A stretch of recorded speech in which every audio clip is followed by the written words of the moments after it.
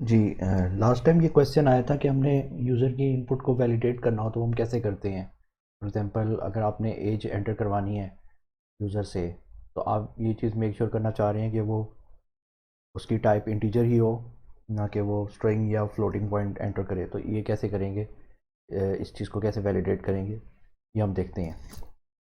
तो इसकी लॉजिक आज हम बनाते हैं। नया स्क्रिप्ट खोल लेता हूँ मैं। अच्छा, ये जो ऊपर हैं ये कमेंट्स हैं, ये क्रिएटेड ऑन है, हमें मुझे डेट बता रहा है कि मैंने इस टाइम पे ये क्रिएट किया फाइल, और ऑथर सैफुल्लाह है। यहाँ पे this is always a good practice. जब भी आप कोई स्क्रिप्ट स्टार्ट करें, कोई मॉड्यूल लिखना स्टार्ट करें, तो फर्स्ट लाइन में उसका थोड़ा सा डिस्क्रिप्शन दे दिया करें।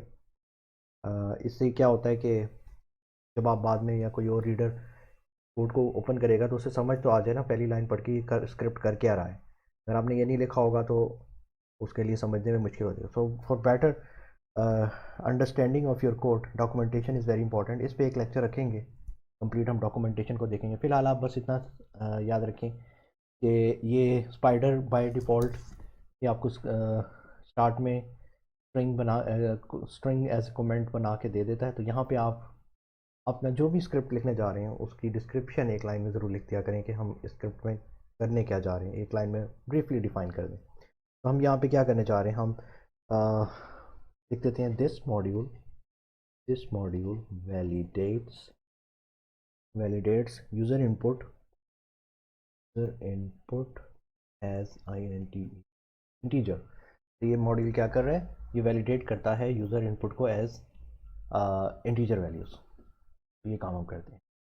अब आगे हम इसकी लॉजिक बनाते हैं। ये ऊपर कमेंट्स है सारे, ठीक है, ये इंटरप्रेटर इग्नोर कर देगा। अब हमारा प्रॉब्लम क्या है, यहाँ पे हमने प्रॉब्लम आइडेंटिफाई करनी है। प्रॉब्लम या एक किस्म का एरर आइडेंटिफाई करना है कि मेरी टाइप है इंटीजर। हम कर क्या रहे थे, हमने एक वेरिएबल लिया था एज का, और उसमें यूज़र से इनपुट ले रहे थे हम, और इनपुट के हमने आर्गुमेंट में कहा था उसको enter your as, enter your as. ठीक है, अब ये इनपुट तो ले लेगा। प्रॉब्लम यहाँ पे ये थी कि it is not always an integer value. So, it could happen that user might have entered the wrong data type, like वो string value enter कर दे या floating point number enter कर दे। तो उससे हम कैसे मेक श्योर करवा सकते हैं कि नहीं जी तुमने इंटीजर ही वैल्यू स्टोर करानी है। तो एक तो इधर मुझे हिंट मिलती है कि मुझे टाइप कास्टिंग करनी पड़ेगी। ठीक है, जो भी वो वैल्यू एंटर करे that should be type casted to what, I want integer. So इसको इंटीजर टाइप कास्ट करना है उसने, जो भी एंटर करे that has to be an int value.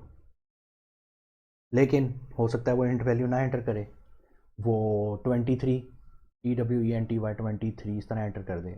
उसको वो इंट इस तरह तो टाइप कास्ट नहीं कर सकता। यहाँ पे हम चेक करते हैं कमांड लाइन पे, इंट मैं यहाँ पे स्ट्रिंग देता हूँ TWENTY 23। तो ये हमें पता है ये नहीं करता, पाइथन इसको 23 इंटीजर में कन्वर्ट नहीं करेगा, ये एरर दे देगा, इनवैलिड लिटरल फॉर इंट। तो अगर इस तरह की सिचुएशन आती है तो टाइप कास्टिंग को मेक श्योर कराने के लिए हम क्या करें जी। यहाँ पे आपने इग्नोर करना है कि जो एरर दे रहा है ना, ये वैल्यू एरर है। बस इस चीज़ को ज़हन में रखिएगा, जब इस तरह का सिचुएशन आ जाए तो ये वैल्यू एरर कहलाता है। अब यहाँ पे मुझे एरर हैंडलिंग करनी है कि ये जब एरर आ जाए तो मुझे उसको हैंडल करवाना है। तो एरर हैंडलिंग के अंदर प्रोग्रामिंग लैंग्वेजेस के अंदर एक कंसेप्ट होता है एक्सेप्शन हैंडलिंग। एरर्स को या एरर्स हैंडल कराने के लिए एक्सेप्शन हैंडलिंग का कॉन्सेप्ट होता है। इसमें इसका सिंटेक्स बड़ा सिंपल सा है। ये टॉपिक हमने आगे जाके करना था, लेकिन सिंस आप लोगों ने पूछ लिया तो मैं यहाँ पे करवा देता हूँ। अच्छा है, आपको समझ आ जाए। उसमें ये होता है कि एक ट्राई ब्लॉक होता है हमारे पास, अभी मैं बताता हूँ क्या होता है। ठीक है, और हमने एक्सेप्शन को कैच कराना होता है, एक्सेप्शन ब्लॉक होता है, and then we have our normal part which should be else in this case, कि अगर एक्सेप्शन नहीं हुई तो एल्स ये करो। अब ये 3 ब्लॉक्स होते हैं एक्सेप्शन हैंडलिंग के केस में। ट्राई में क्या होता है कि आप उसको कुछ कोड देते हो ट्राई करने के लिए। इस कोड को, इस पर्टिकुलर इंस्ट्रक्शंस को, जो भी मैं यहाँ पे लिखूँगा, इस स्कोप में, इस ट्राई के स्कोप में, वो एरर हैंडलिंग, एक्सेप्शन हैंडलिंग के लिए टेस्ट होगा, ठीक है। इंटरप्रेटर उसको टेस्ट करेगा। एक इंस्ट्रक्शन रखूँगा तो एक इंस्ट्रक्शन टेस्ट होगी, मल्टीपल इंस्ट्रक्शन रखूँगा तो मल्टीपल इंस्ट्रक्शन, जो कुछ भी मैं ट्राई के बाद रखूँगा उसको मैं टेस्ट करवाना चाह रहा हूँ। उसके बाद हमने एक्सेप्शन को कैच करना था।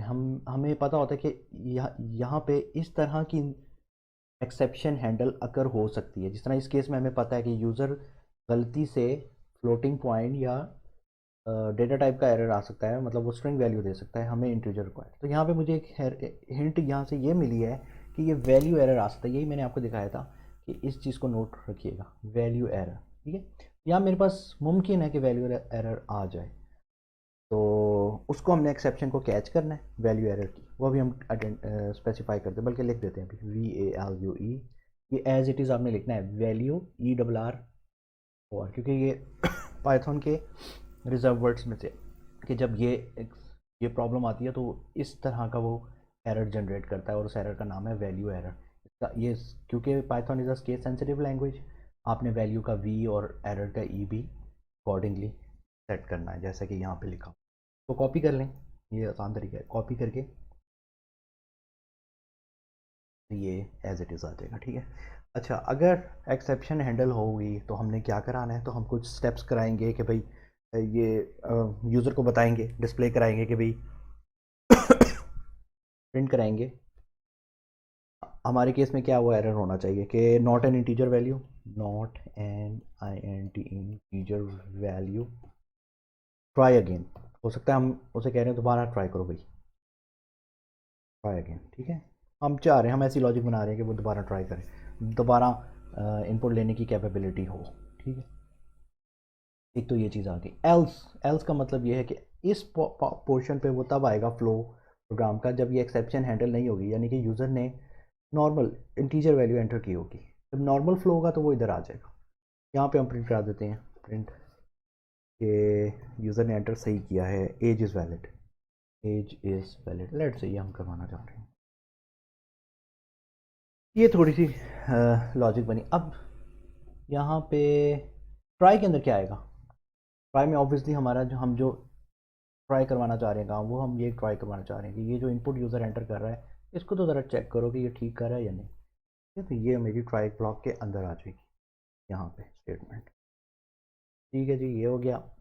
और क्या आएगा, अब यहाँ पे मैंने लिखा है नॉट एन इंटीजर वैल्यू, अगर एक्सेप्शन थ्रो होती है तो वो क्या करे, ट्राई अगेन। ट्राई अगेन का मतलब दोबारा से वो एंटर करे। अब दोबारा से एंटर कराने का एक तो तरीका है कि मैं नीचे यहाँ पे इससे बाहर आऊँ, इस ब्लॉक से बाहर आऊँ और फिर यहाँ पे दोबारा से इनपुट कराऊँ, या फिर मैं फ़्लो को किसी तरीके से इधर वापस ले आऊँ, प्रोग्राम के फ़्लो को इधर वापस ले आऊँ।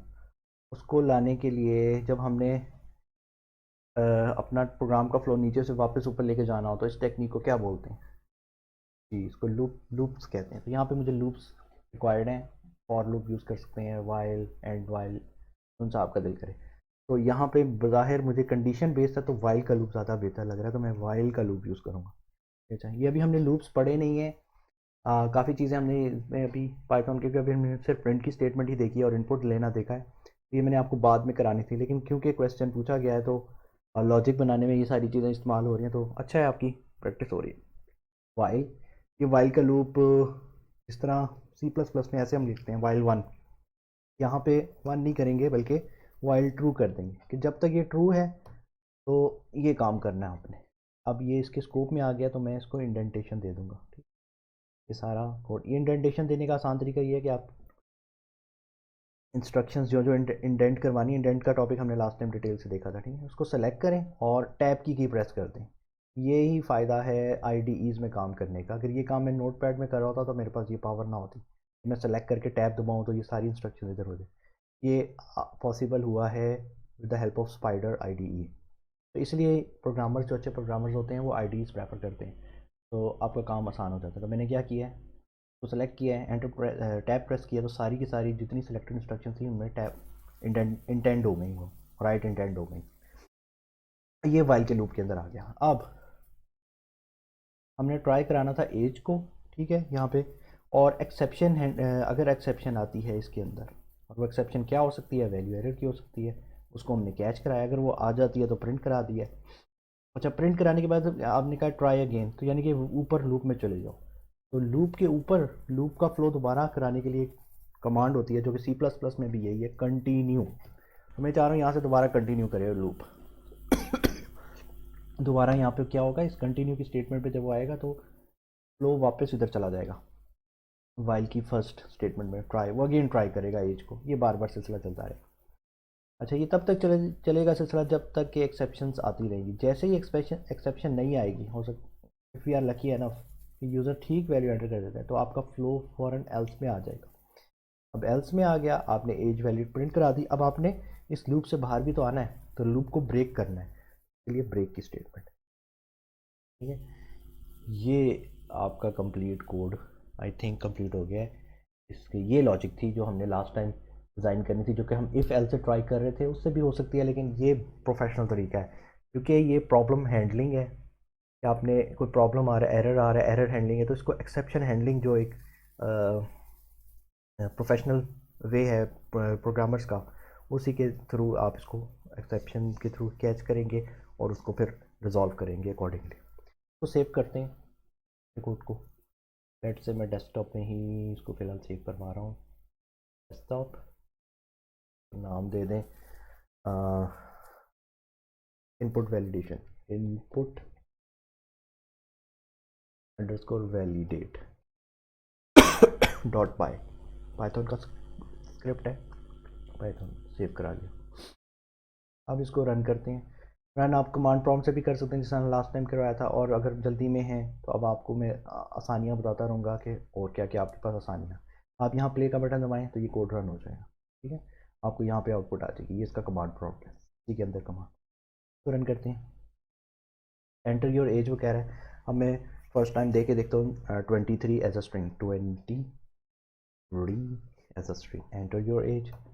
उसने कह दिया not an integer value, try again, और वापस एंटर योर एज। अब हालांकि मैंने प्रोग्राम में एज एक ही बार इनपुट करवा रहा हूँ क्योंकि मैंने एक्सेप्शन हैंडलिंग यूज़ की हुई है, तो लिहाजा फ्लो वो ऑटोमेटिकली इधर ले गया। ये वेरी पावरफुल टेक्निक है एक्सेप्शन हैंडलिंग। आई होप आपने सी प्लस प्लस में ऑब्जेक्ट ओरिएंटेड प्रोग्रामिंग में या किसी और कोर्स में बड़ी डिटेल से ये पढ़ी हुई होगी, तो आपको कॉन्सेप्ट होगा। डिटेल से नहीं पढ़ी होगी तो ये 3 ब्लॉक्स ऑफ कोड का आपको पता होगा।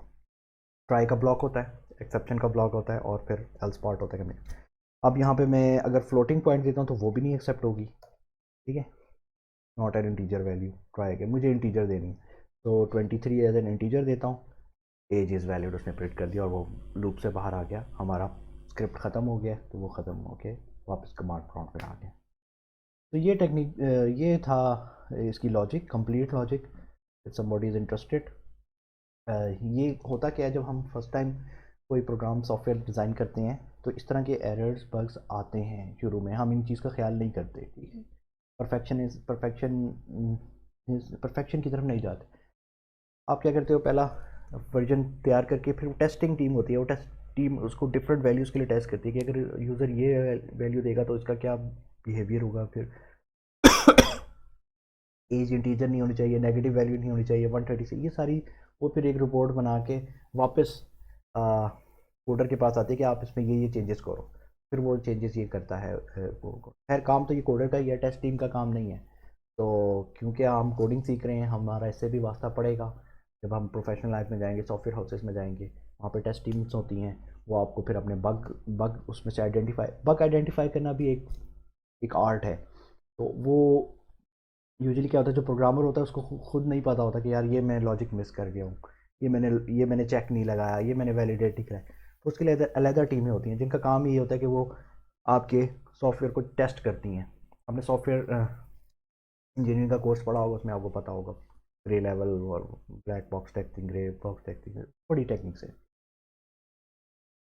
तो वो आप अडॉप्ट करके फिर वो आपको टेक्निकल रिपोर्ट बना के देते हैं कि फ़लानी जगह पे फ़लानी कोड में इस मॉड्यूल में इस नंबर लाइन में आपने ये चीज़ मिस कर दिया, इसको करो। तो फिर वो आपको दोबारा से करना होता है। ये वहाँ पे आपके लिए हेडी होता है। ज़्यादातर काम एरर्स का एक्सेप्शन हैंडलिंग के थ्रू किया जाता है।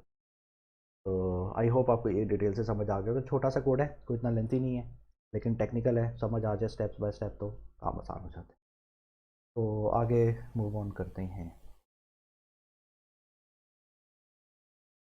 कि लास्ट टाइम हमने ये देखा था कि अगर हम किसी भी स्क्रिप्ट को एग्जीक्यूट करवाने से पहले अगर उसको इनपुट देना चाह रहे हैं, उसको कुछ वैल्यूज़ असाइन करना चाह रहे हैं, तो वो कैसे करेंगे। उसके लिए हमने ये कोड देखा था चंद लाइनों का। तो इसी से अपनी डिस्कशन कंटिन्यू करते हैं। यहाँ पे अगर मैं पहली लाइन देखूँ, फ्रॉम सिस इम्पोर्ट आर्ग वी, तो ये क्या चीज़ है जी। मैंने आपको बताया था सिस एक मॉड्यूल है जिसके अंदर एक कंटेनर है, एक डेटा एलिमेंट है, डेटा टाइप है पाइथन की, that is called a list. ये एक इनबिल्ट डेटा टाइप होती है और वो उसका नाम है आर्ग वी। जो भी हम स्क्रिप्ट जब भी रन करते हैं और आर्गूमेंट्स जो भी पास करते हैं रन टाइम पे, वो आर्गूमेंट वी में ऑटोमेटिकली आ जाते हैं। इसकी सारी कोडिंग ये इन बिल्ट इन मॉड्यूल जो है सिस का, सिस डॉट पाई एक फ़ाइल होगी, तो उसके अंदर ये हुई भी होगी। ये मुझे कैसे पता चला है, इसको थोड़ा सा और डिटेल से देखते हैं।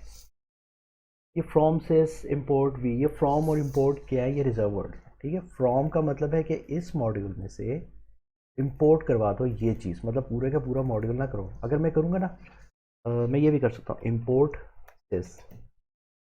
इस केस में क्या है, पूरे का पूरा मॉड्यूल इंपोर्ट होगी। अब वो मॉड्यूल ज़ाहिर है इनबिल्ट मॉड्यूल है, सिस्टम का मॉड्यूल है, उसमें और भी काफ़ी चीज़ें होंगी जो कि फ़िलहाल मुझे इस 4 लाइनों के कोड में नहीं रिक्वायर्ड। मुझे क्या ज़रूरत है 1000 लाइन्स ऑफ कोड इंपोर्ट कराने की, क्यों ना मैं मुझे जो एक चीज़ पर्टिकुलर चीज़ चाहिए मैं वही इंपोर्ट करवाऊँ। तो इसके लिए हम फिर पूरे के पूरा सिस्टम का मॉड्यूल इंपोर्ट नहीं कराते, बल्कि from sys import this particular चीज़ जो हमें रिक्वायर्ड है, आगे यहाँ पे रिक्वायर्ड है, वो हमने इंपोर्ट करवानी, ठीक है। अगर मैं ये इंपोर्ट सिस करूँगा तो पूरी की पूरा सिस का मॉड्यूल इंपोर्ट हो जाएगा। अब ये सिस क्या है, सिस को अगर हम चेक करना हो तो कैसे कर सकते हैं, हम इसकी डेटा टाइप देखते हैं, ठीक है। ये टाइप देखते हैं, टाइप सिस, कि भाई ये सिस है क्या चीज़, इससे मुझे पता चल जाएगा। तो ये इसने बता दिया मॉड्यूल, ये एक मॉड्यूल है, ठीक। अब मैं अगर इस सिस मॉड्यूल में से एक पर्टिकुलर चीज़ जो कि आर्ग है वो इंपोर्ट कराऊँ, तो वो ऐसे होगी फ्रॉम सिस इम्पोर्ट ARG ये दोनों सिस और आर्ग बिल्ट इन चीज़ें हैं, ठीक है। ये जो पाइथन के डेवलपर्स हैं उन्होंने लिख के इसमें इम्बेड की। अब ये देखें, ये आर्गूमेंट भी इंपोर्ट हो गया है और यहाँ पे वेरिएबल एक्सप्लोरर में आपको नज़र भी आ जाएगा। तो स्पाइडर IDE की ये ब्यूटी है कि आप जो भी वेरिएबल बनाएंगे ना, वो आपको यहाँ वेरिएबल एक्सप्लोरर की एक विंडो होती है, ये अप टॉप राइट कॉर्नर में। यहाँ पे आपको जो भी वेरिएबल से मैं a इज़ इक्वल्स टू 2 बनाता हूँ, ये a वेरिएबल बन गया, इसने इसकी मुझे टाइप भी बता दी, इसका साइज़ भी बता दिया और इसकी वैल्यू भी बता देगा। ऐसे ही argv एक लिस्ट है, ठीक है, और इसकी साइज़ ये है और अभी फ़िलहाल ये एम्प्टी है क्योंकि अभी हमने इसको रन नहीं किया। जब रन करेंगे तो इसके अंदर वैल्यूज़ असाइन हो जाएंगी, ठीक है। इसकी टाइप देखते हैं, एक तो हमने यहाँ से देख ली वेरिएबल एक्सप्लोरर से टाइप, अगर आप यहाँ से भी देख सकते थे टाइप argv करते तो क्या प्रिंट होगा, यू कैसे राइट लिस्ट प्रिंट होगा। तो ये लिस्ट प्रिंट हो गया, ये हमें ऑलरेडी यहाँ से भी पता चल गया था। इसको खोल के मज़ीद आप अंदर भी देख सकते हैं कि इसकी क्या है। ये लिस्ट है, लिस्ट फर्दर में क्लिक करूँगा तो लिस्ट किस किस चीज़ की है, स्ट्रिंग टाइप की लिस्ट है। अब ये ज़रा जहन में रखिएगा, आगे जाके इसको मैं एक्सप्लेन करूँगा। इसको क्लोज़ करते हैं, वापस आते हैं। तो ये चीज़ें हैं जिसे हम C++ लैंग्वेज में इंक्लूड का कॉन्सेप्ट है, इंक्लूड और इन्वर्टेड कॉमर्स के अंदर हम करते हैं। लेट्स से स्टूडेंट क्लास है तो स्टूडेंट की हेडर फाइल हम इंक्लूड करानी हो तो स्टूडेंट डॉट एच इस तरह करते थे। इस केस में ये काम हम इंपोर्ट के थ्रू करते हैं, ठीक है। हमने कोई ऑलरेडी रिटन कोड इंपोर्ट करवाना है तो उसके लिए इंपोर्ट की कमांड जावा में भी मेरे ख्याल इंपोर्ट ही होती है, ठीक है, सेम कॉन्सेप्ट है। यहाँ पे मेरे पास ये फ्लेक्सिबिलिटी है कि मैं पूरी की पूरी मॉड्यूल नहीं इंपोर्ट करवा रहा, इस मॉड्यूल में से जो मुझे डेटा टाइप या हो सकता है कोई पर्टिकुलर फंक्शन होता, मैं ये भी कर सकता हूँ फ्रॉम सेस कोई मैं पर्टिकुलर फंक्शन इंपोर्ट कराना चाह रहा हूँ, वो भी इंपोर्ट कराया जा सकता है। उस केस में क्या होगा, पूरा मॉड्यूल इंपोर्ट नहीं होगा बल्कि वो वैल्यू जो वो फंक्शन बिल्ट इन फंक्शन जो मैं यूज़ करना चाह रहा हूँ, जो मैं यहाँ स्पेसिफाई करूँगा, सिर्फ वही इंपोर्ट होगा। ये इसकी पहली लाइन की सारी कहानी स्टोरी थी डिटेल से कि ये क्या कर रही है। आई होप ये आप सबको कॉन्सेप्ट समझ आ गया होगा इंपोर्ट कराने का। और ये स्पाइडर की ब्यूटी ये है कि यहाँ पे आपको वेरिएबल्स की सम टाइम क्या होता है जब आपका कोड बहुत बड़ा होता है, आपने वैल्यूज़ देखनी होती है रन टाइम पे कि जी इस वेरिएबल के अंदर इस जगह पे क्या आएगा, तो वो आपको यहाँ पे डिस्प्ले हो जाएगा। बड़ा हैंडी टूल है। आपके पास कमांड प्रॉम्प्ट भी है, आपके पास वेरिएबल डिस्प्ले भी है, आपके पास स्क्रिप्ट लिखने के लिए स्पेस भी है। तो ये बड़ी एक अच्छा एडिटर है। अच्छा जी, आगे चलते हैं। अब हमने इसको रन किया था, तो आरग्वी के नाम से सेव है ये। इसको रन करते हैं दोबारा। एक चीज़ मैंने आपको दिखानी थी, तो मैं कमांड प्रॉम्प्ट खोलता हूँ, एनाकोंडा प्रॉम्प्ट। यहाँ से मुझे जाना पड़ेगा डेस्कटॉप में, क्योंकि मैंने डेस्कटॉप पे सेव कराया हुआ है, सॉरी डेस्कटॉप। और यहाँ पे मैं पाइथन का नाम और v.py, और फर्स्ट वैल्यू मैंने लेट से मैं देता हूँ इसको स्ट्रिंग वैल्यू दे देता हूँ TWENT 20 लेट से। दूसरी वैल्यू मैं इंटीजर देता हूँ, और तीसरी वैल्यू मैं देता हूँ 2.3 फ्लोटिंग पॉइंट। इसको रन करें तो इसने तीनों वैल्यूज़ मेरे से एक्सेप्ट कर ली हैं आर्गूमेंट्स में। The script is called argv, ये स्क्रिप्ट का नाम था argv.py। Your first variable is 20, your second variable is 1 and your third variable is 2.3। यहाँ तक हमने लास्ट टाइम भी देख लिया था। अब थोड़ा सा इससे आगे चलते हैं। अगर मैं इस पर गौर करूं, बज़ाहिर ये लग रहा है कि ये एक स्ट्रिंग है, ठीक है, हालांकि मैंने डबल कोट्स में नहीं डाला, ना ही सिंगल कोट्स में डाला, उसने उसको स्ट्रिंग कंसिडर किया। ये इंटीजर वैल्यू है और ये फ्लोटिंग पॉइंट। मैं इनकी डेटा टाइप प्रिंट कराता हूँ यहाँ पे नीचे ही। तो प्रिंट टाइप, मैं फर्स्ट की वैल्यू, फर्स्ट वेरिएबल की टाइप प्रिंट कराता हूँ। ये आपको दिखाने के लिए मैं कर रहा हूँ। होपफुली यह आपको पता है कि ये पहली हमने स्ट्रिंग रखी हुई है, सेकेंड हमने इंटीजर रखी थी, और थर्ड हमने फ्लोट रखी थी।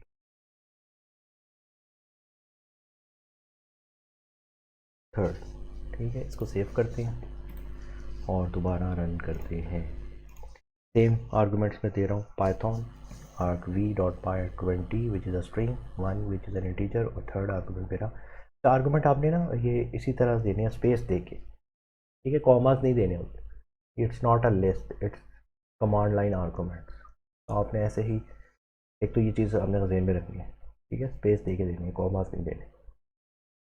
Excuse me. तो एंटर करते हैं। जी, ये चीज़ें प्रिंट हो गई। और क्लास में अगर मैं देखूँ टाइप, तो तीनों दफ़ा मेरे पास स्ट्रिंग प्रिंट हो रहा है। हालांकि मैंने फर्स्ट वैल्यू से स्ट्रिंग दी है, सेकंड मेरी इंटीजर है, थर्ड वैल्यू फ्लोटिंग पॉइंट थी, लेकिन वो क्या कह रहा है, तीनों स्ट्रिंग है। ये चीज़ मैंने आपको दिखानी थी। यहाँ पे प्रॉब्लम क्या है, यहाँ पे प्रॉब्लम ये है कि इस जो बिल्ट इन टाइप है, जिसने ये बिल्ट इन लिखा है कोड से, इसके अंदर argv की लिस्ट बनाई, उसने इसकी डिफ़ॉल्ट डेटा टाइप क्या रखी है, मैंने आपको ये बताया था। इसको हम अंदर जाके देखते हैं, तो इसने ये it's a list of strings, ठीक है, इसके अंदर स्ट्रिंग्स आ सकती है वैल्यू, इंटीजर फ्लोट नहीं आ सकती। अगर वो करवानी है तो अभी हमने प्रीवियस कोड देखा है कि कैसे टाइप कास्टिंग करके आपने वैलिडेशन चेक लगा के एक वैल्यू से दूसरी वैल्यू में जा सकते हैं। तो उधर एक्सेप्शन हैंडलिंग करके आप वो काम भी ले सकते हैं, वो लॉजिक फिर यहाँ पे इम्प्लीमेंट कर सकते हैं। मैं डिटेल में दोबारा नहीं जा रहा, तो आपको कॉन्सेप्ट समझ। तो बाय डिफ़ॉल्ट इसकी सब आरग्वी के बताने का मकसद ये था, स्ट्रिंग होती है, ठीक है। तो ये है तरीका आपका कमांड लाइन से आर्गूमेंट पास करने का। इससे रिलेटेड एक और एग्जांपल कर लेते हैं ताकि आपको ये कम मज़ीद क्लियर हो जाए।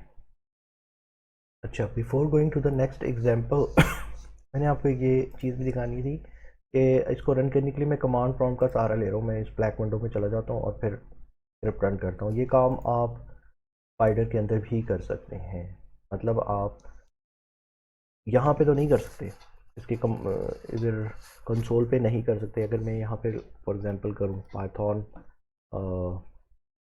argv.py, और यहाँ पे मैं आर्गूमेंट्स दूँ ये 3 2 1, तो ये नहीं रन होगा, ठीक है। इनवैलिड सेंटेक्स का वजह सेंटेक्स एरर दे रहा है।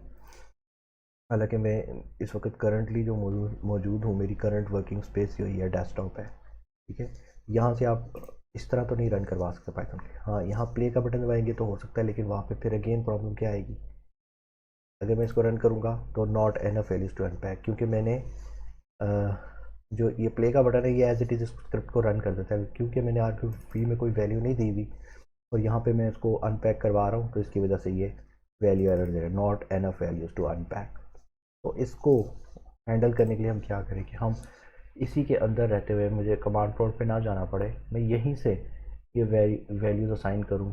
तो वो कैसे करूँगा, उसका तरीका है, इधर आपने ऊपर जाना है, ऑप्शन है रन की। ठीक है, रन की ऑप्शन पे क्लिक करेंगे तो आपके पास सब ऑप्शन आ जाएंगे, एक लिस्ट आ जाएगी।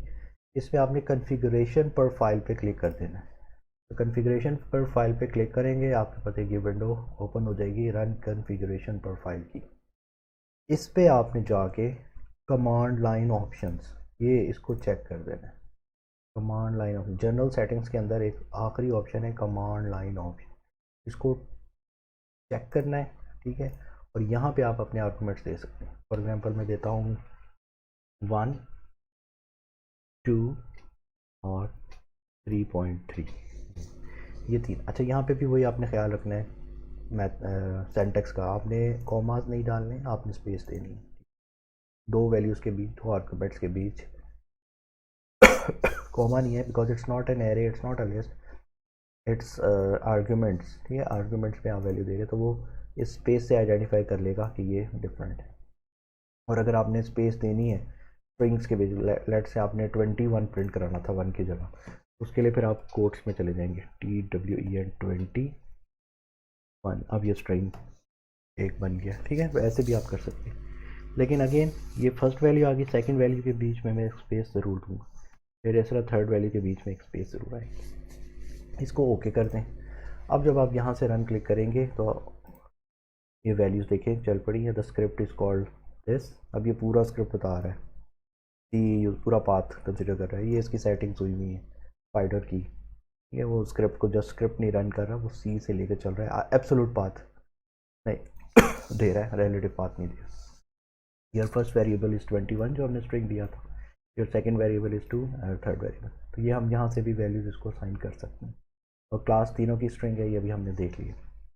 ये आपको दिखाना था, तो ये भी एक प्रॉपर तरीका है, हैंडी है जब आप बड़े प्रोजेक्ट्स पे काम कर रहे, रिसर्च वर्क कर रहे होते हैं, डेटा सेट्स आप एक ही स्क्रिप्ट को मल्टीपल डेटा सेट पे रन करना चाहते होते हैं, तो ये एक तरीका होता है कि आप चाह रहे हैं फर्स्ट टाइम ये मेरे इस डेटा सेट पे रन हो कोड, सेकंड फिर नेक्स्ट टाइम आप किसी और डेटा सेट, तो आप यहाँ से जाके वो स्पेसिफाई कर सकते हैं कि ये कोड इस डेटा के लिए रन करो, ये कोड इस डेटा के लिए रन करो, तो उसके लिए ये हैंडी होता है, हम लोग उसके लिए यूज़ करते हैं। ठीक है, तो ये आपको मैं शेयर करना था। अब चलते हैं अगली एग्जांपल की तरफ। जी, आर्गुमेंट से रिलेटेड एक और एग्जांपल करते हैं। तो मैं एक नई फाइल खोल लेता हूँ, इस टाइम हम थोड़ा सा लेंथी कोड ट्राई करते हैं ताकि हमारी प्रैक्टिस मज़ीद हो। तो पहली लाइन वही आएगी, from this import argv, because मैं argv से रिलेटेड कुछ एक्टिविटी करना चाह रहा हूँ इसमें। देन स्क्रिप्ट आ गया आपका, और यूज़र नेम, लेट से हम यूज़र नेम एंटर करवाते हैं, यूज़र कमांड लाइन से इक्वल्स टू argv। ठीक है, कुछ इस तरह की लॉजिक बनाते हैं।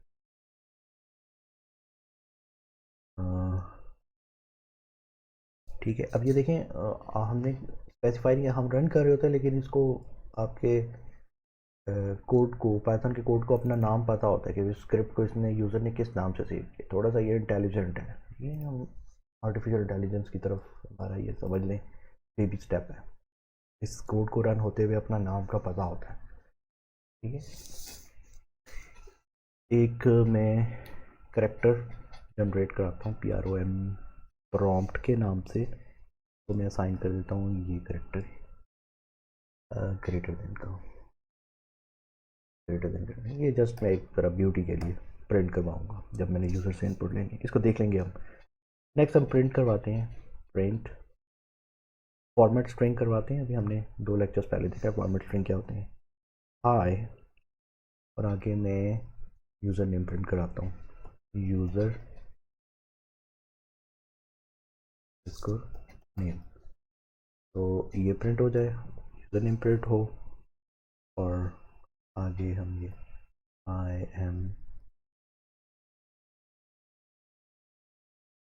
एम द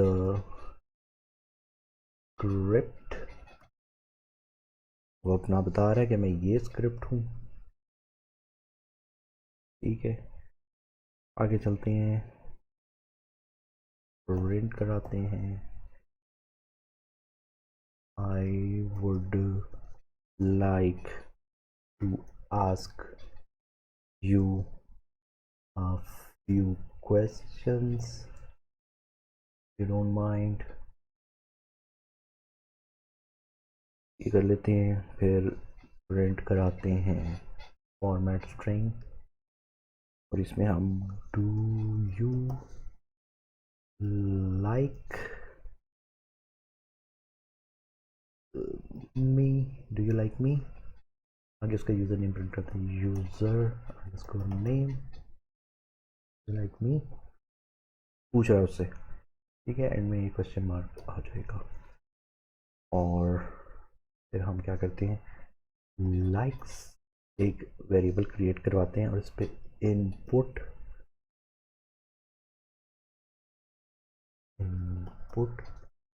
प्रॉम्प्ट,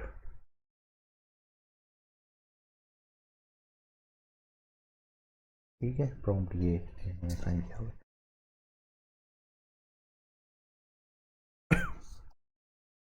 तो वो लाइक कर रहा है कि नहीं। फिर एक और चीज़ मैं प्रिंट कराता हूँ, फॉर्मेट स्ट्रिंग, अगेन मैं फॉर्मेट स्ट्रिंग का सहारा ले रहा हूँ।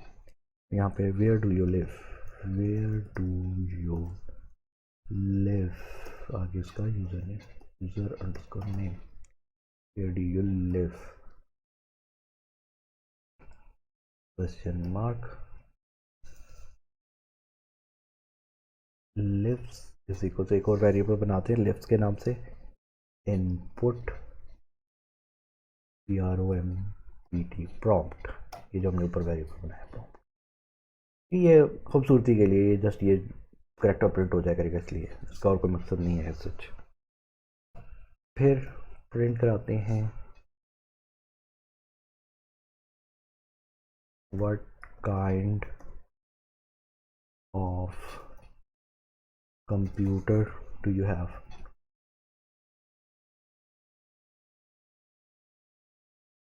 What kind of computer do you have, तो ये हम कंप्यूटर के नाम से एक वेरिएबल बना के उसमें वैल्यू साइन करवा लेते हैं, इनपुट PROMPT प्रॉम्प्ट। ठीक हो गया। अब थोड़ा सा प्रिंटिंग पे आते हैं, print F formatted string print कराते हैं, और वो हम ले जाते हैं मल्टीपल लाइंस पे।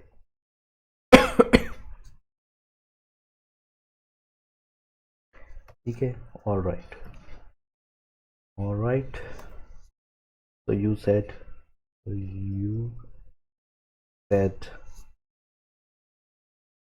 likes, you said likes about liking me, you live in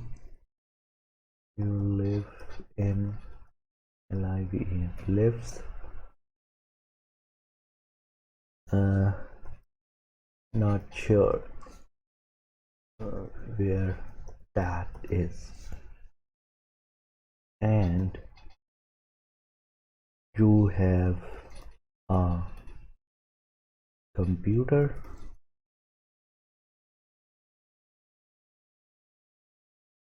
nice। जी, ये हमने कुछ यूज़र से इनपुट्स लेके तो प्रिंटर डिस्प्ले करवा रहे हैं, तो यही हमारा मकसद है, आर्ग्यूमेंट्स स्क्रिप्ट को रन कराने से पहले वैल्यूज लेना। इसको सेव करते हैं, डेस्कटॉप पे कर देता हूँ मैं, तो मैं नाम दे देता हूँ exercise example2.py,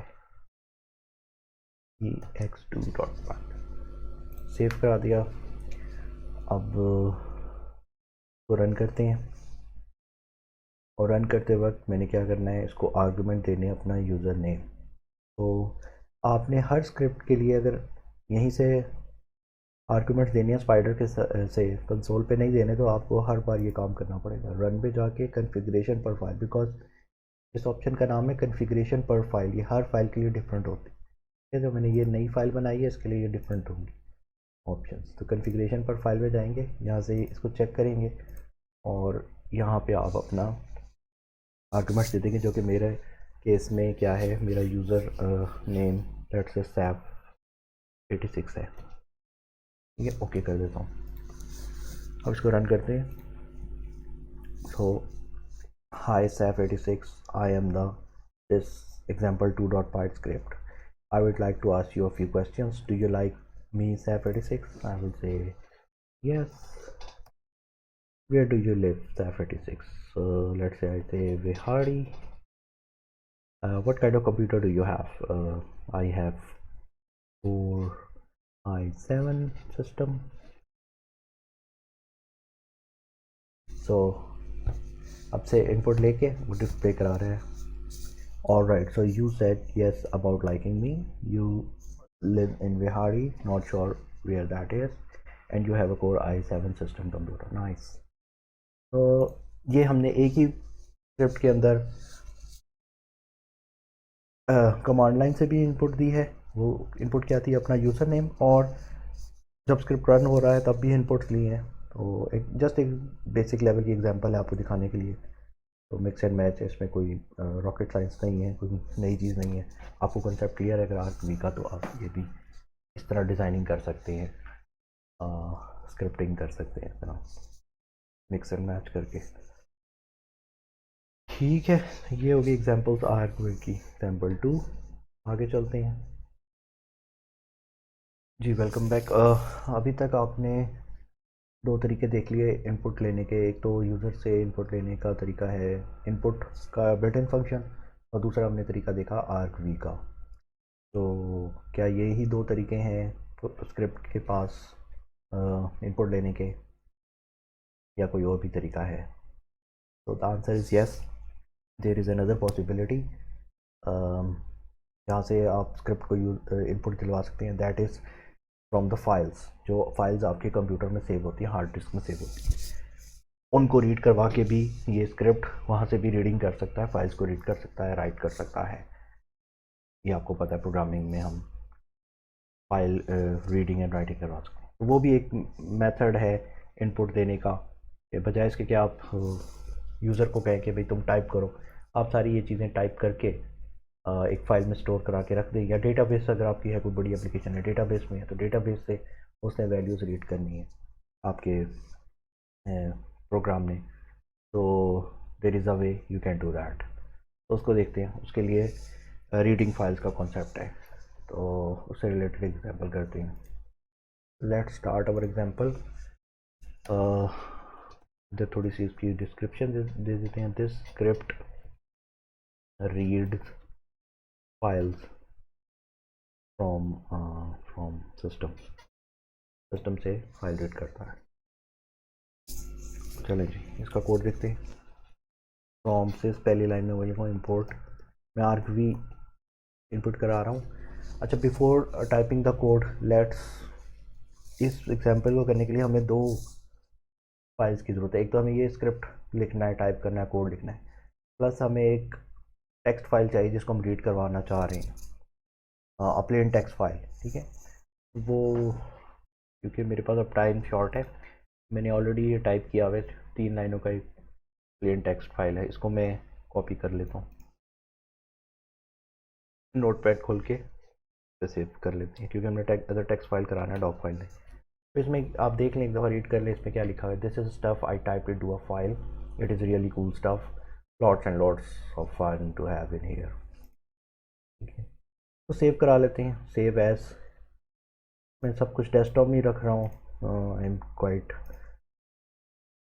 not being organised, तो आसानी के लिए इसको नाम दे दें फर्स्ट फाइल तो फर्स्ट फाइल का नाम है first file dot T X T, इसकी एक्सटेंशन होगी ये फर्स्ट फाइल, और इसके कंटेंट्स आपने देख लिए, ये कंटेंट्स होंगे। ऐसे एक और फाइल भी बना लें, excuse me, this is my second file,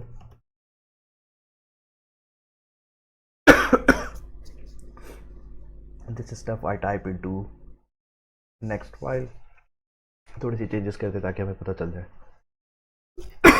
it is really cool stuff, lots and lots of fun to have in here.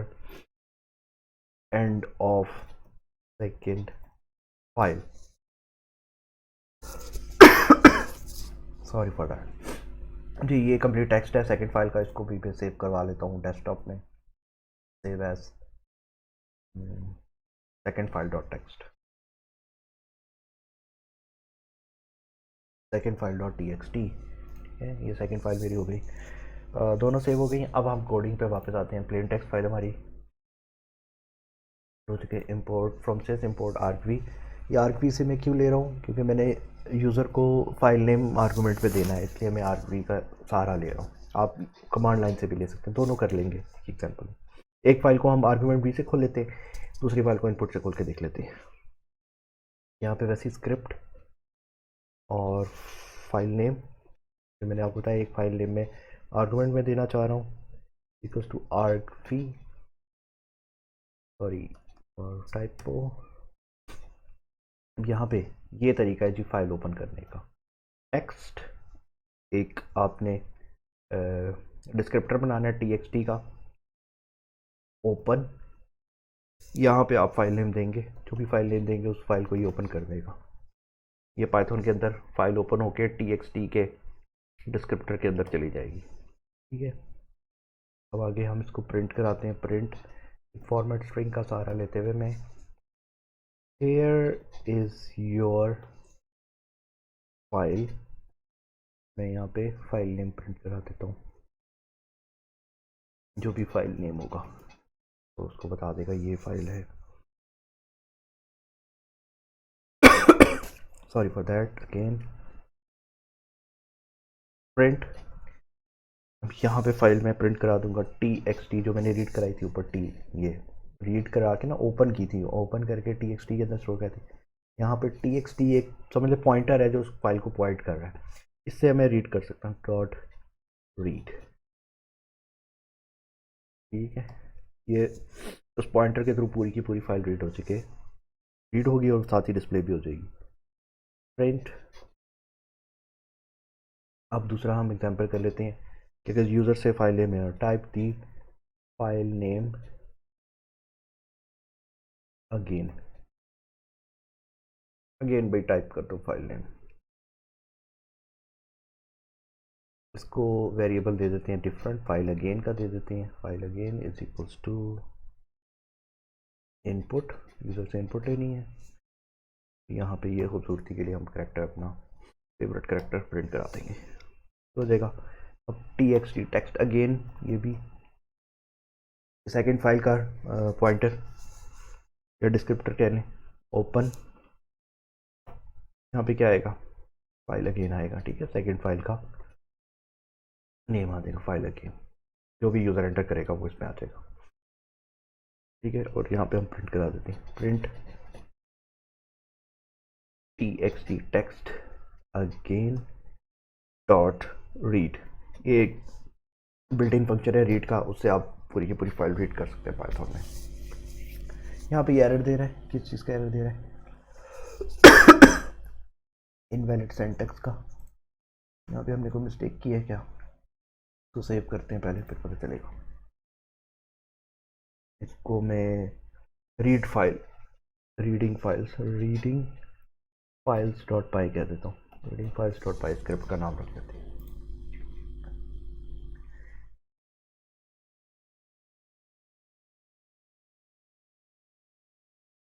चलें जी, इसको रन करते हैं। यहाँ से कॉन्फ़िगरेशन पर फाइल में हम कमांड लाइन में फाइल नेम दे देते हैं, फाइल नेम, और इसको ओके करते हैं, रन करवाते हैं।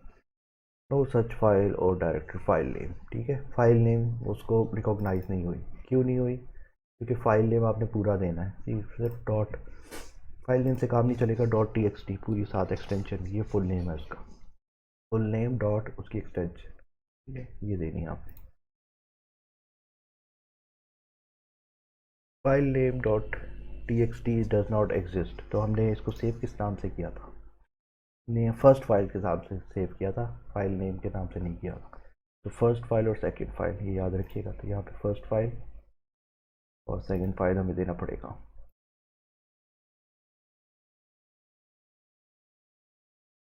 फर्स्ट फाइल, ओके, अब रन करते हैं। तो ये देखें, here is your file, first file dot text, this is stuff I typed into a file, it is really cool stuff, lots and lots of fun to have in here, type the file name again। अब अगर again मैं first file लिखूंगा तो again यही print हो जाएगी। अगर मैंने सेकंड फाइल देना है तो मैं सेकंड फाइल कर देता हूँ, सेकंड फाइल, अगेन मुझे पूरा नाम followed by extension dot extension लिखना पड़ेगा, सेकंड फाइल डॉट टी, इसको प्रिंट करूँगा तो second file, this is my second file, this is the stuff I type into next file, it's really cool stuff, lots and lots of fun to have in here, end of second file। तो ये भी एक तरीका है। अब ये देखें, text data ये एक्सट्रैक्ट कर रहा है, कहाँ से एक्सट्रैक्ट कर रहा है? फाइल से एक्सट्रैक्ट कर रहा है, फाइल से एक्सट्रैक्ट होकर कहाँ पे आ रहा है? स्क्रिप्ट के अंदर ये डेटा जा रहा है। ये भी एक हैंडी तरीका है स्क्रिप्ट से बातचीत करने का, स्क्रिप्ट के साथ कम्युनिकेट करने का, स्क्रिप्ट को कोई डेटा असाइन करने का। एक तो है यूज़र रन टाइम पे देता है, एक आर्ग्यूमेंट कमांड लाइन पे देता है स्क्रिप्ट को रन करने से, और तीसरा तरीका ये हो गया फाइलिंग के थ्रू। तो इसमें अब मज़ीद भी बात करेंगे नेक्स्ट टाइम। फाइल अभी हमने रीड करा देखा, राइट फाइल्स को राइट कैसे किया जाता है, और इसके एक दो और एग्जांपल्स करेंगे बिफोर मूविंग फॉरवर्ड। यहाँ पे आज का लेक्चर क्लोज करते हैं, नेक्स्ट टाइम इंशाल्लाह।